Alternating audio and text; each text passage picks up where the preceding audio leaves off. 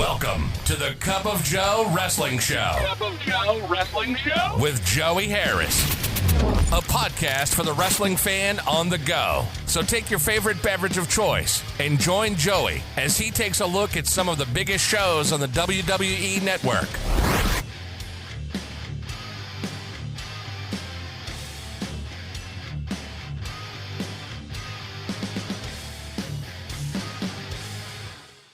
From makeshift studios deep in the heart of stately Maine Manor, this is the Cup of Joe Wrestling Show. I am your host, Joey Harris. You can follow the show's Twitter at Cup of Joe Pod. You can email the show at cupofjoewrestlingshow@gmail.com. Folks, how are you doing? Hope you had a fantastic week. I am recording this show ahead of time. I'm recording it actually right after the last show that I put out. The reason being is that this month I have been preparing for a while, making lifestyle changes, as I've talked about on here, for different things. And the reason is that I'm having gastric bypass surgery. I have struggled with my weight most of my life and have decided to use this tool to help me to lose weight and maintain a healthy weight for me and my lifestyle. So I'm recording this before I have the gastric bypass surgery to come out after the surgery, and I'm on finishing the first week of a liquid diet. Now I'll be on a liquid diet for about a month, and I've lost 17 pounds in a week because being on a liquid diet sucks so badly. It's one of those things that it has to be done, so you just suck it up and do it. I don't enjoy it, but it's one of those things that I'm doing. Keeping my eyes on the prize, as they say. Today we are looking at Clash of the Champions 12 from WCW. Clash of the Champions 12 Mountain Madness Fall Brawl 90 took place on September the 5th, 1990 from the Asheville Civic Center in Asheville, North Carolina. There were 4,000 fans in attendance, and the show did a 5.0 rating on TBS. Intro and opening credits. Jim Ross and Bob Caudle welcome us and run down the card that we were going to see that night. The Freebirds, Michael Hayes and Jimmy Garvin, with Buddy Roberts, versus the Southern Boys, Tracy Smothers and Steve Armstrong, with Bob Armstrong. Way too many Confederate flags showing. This started over the stupid Southern Tag Team Trophy program they had for a while. The Southern Boys win after a pair of sunset flips and a bunch of gaga before that. The Freebirds then attack Bob Armstrong afterwards. Tony Schiavone interviews the Steiner brothers, who are the new U.S. Tag Team Champions. The Steiners do not give a good interview here. They just muddle through. Buddy Landell versus Mike Rotunda. Cindy Anderson, the winner of the Burger King Poetry Contest, escorts Rotunda to the ring. Caudle said he talked to Landell about the Skid Row tattoo that Budrow is wearing. I bet Bob was lost in the weeds on that one. These two have a nice little match that Rotunda wins with a backslide. Tony Schiavone talks to the Freebirds. They are naturally upset at the result of their match. They then roll the video of the Freebirds in Hollywood. Tim Horner and Brad Armstrong versus the Master Blasters, Iron and Steel. Steel is, of course, Kevin Nash, and Iron is listed on websites as Corey Pendarvis. I cannot find any other information about him. He is replaced after 1 week by Blade, who was Al Green. Nash has his debut in WCW. The announcers put him over as impressive. Horner is pinned by Steel after a double shoulder block. Tony talks to Brian Pillman. They touch on the main event of the night before, talking about Pillman running the gauntlet. This was confusing, and trying to explain it doesn't help matters.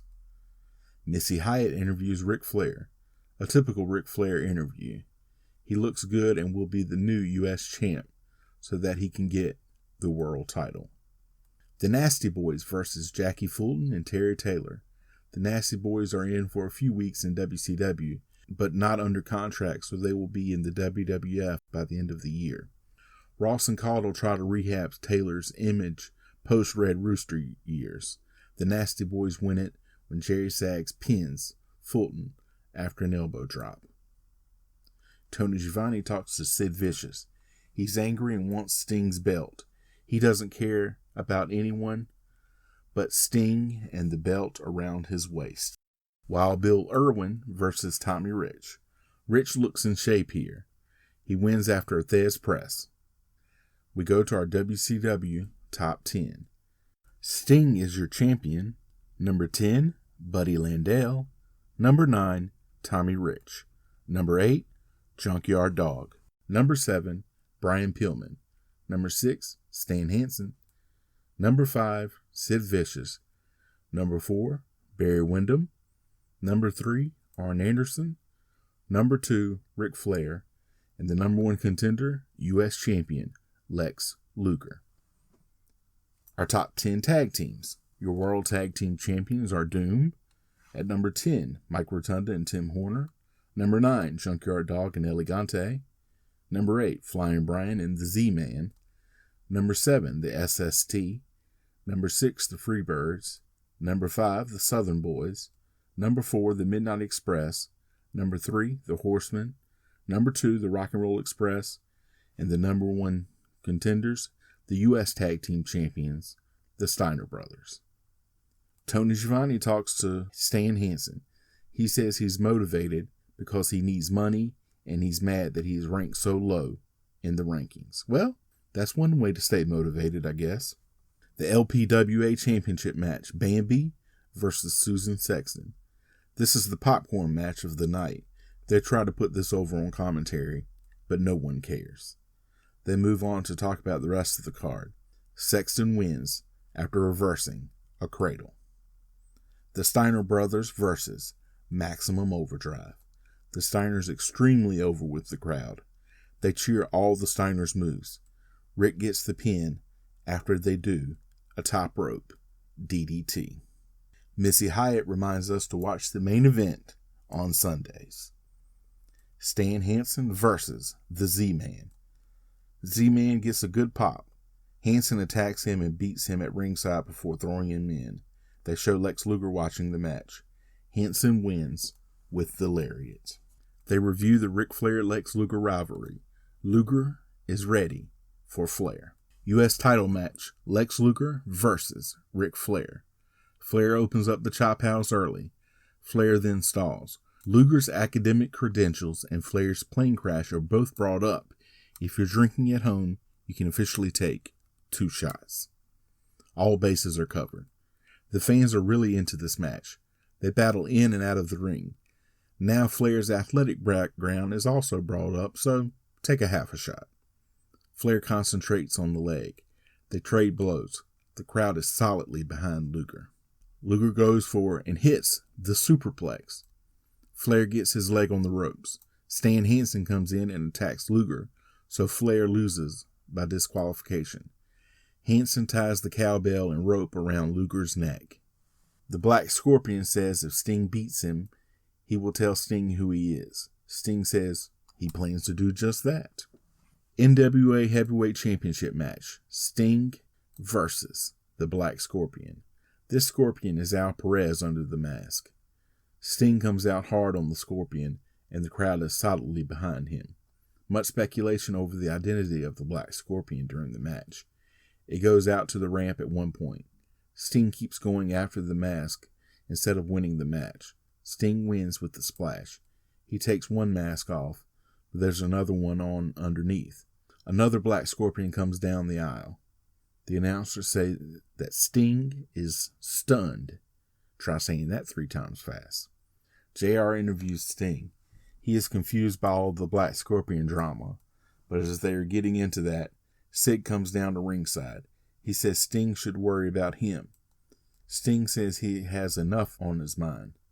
Sid then attacks Sting. He then says he is going to be the next champion because he rules the world. All right, let's get out our checklist. Sid says he rules the world. Check.